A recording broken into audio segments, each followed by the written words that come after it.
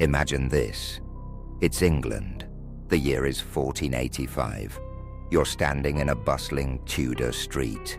Suddenly, a man collapses beside you. He's covered in sweat, burning up. And within hours, he's dead. No wounds, no warning, just a puddle of terror. This was the sweating sickness. The disease that came out of nowhere, killed within hours, and then disappeared, leaving a trail of terror that shaped the course of history forever. In the summer of 1485, England was in the grip of fear.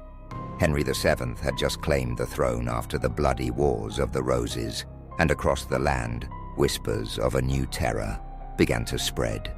They called it the sweat, or the sweating sickness, a disease so brutal and fast it felt like a curse from the heavens.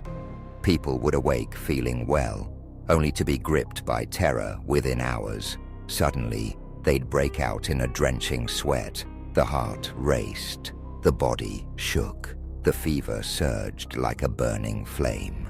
And then, silence. Death came quickly, sometimes within 3 hours. Rich or poor, noble or peasant, no one was safe. To a world already scarred by war and poverty, this was like a death sentence falling from the skies. The disease spread like wildfire. In 1485, it arrived in London, and within weeks, the city was a graveyard. The sound of church bells announced death after death. The wealthy fled to their country estates, hoping distance could save them.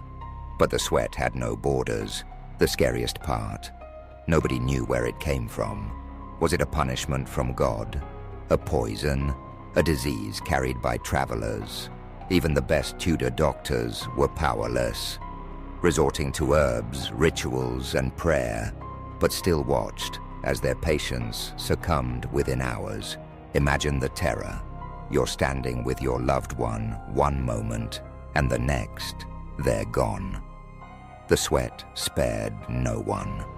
From the bustling streets of London to the palaces of nobles, death came like a thief in the night. Through these dark years, England lived in terror. The sweat came and went in waves. And finally in Finn when it disappeared as suddenly as it arrived.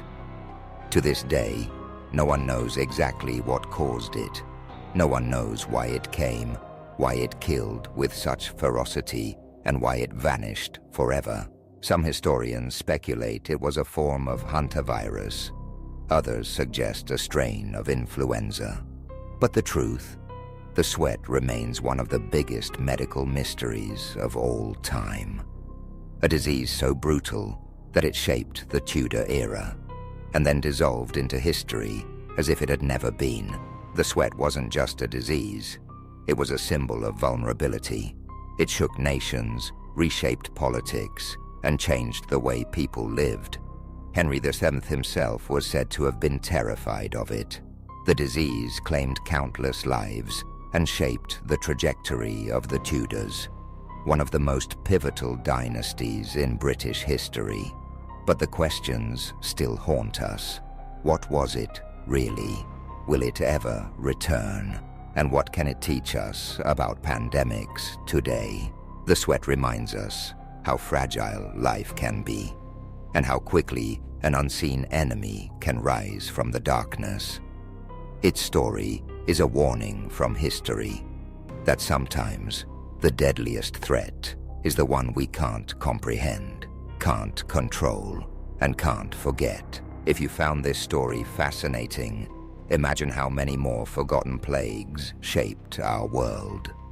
Stay tuned, and don't forget to like and subscribe for more gripping stories of history's deadliest pandemics.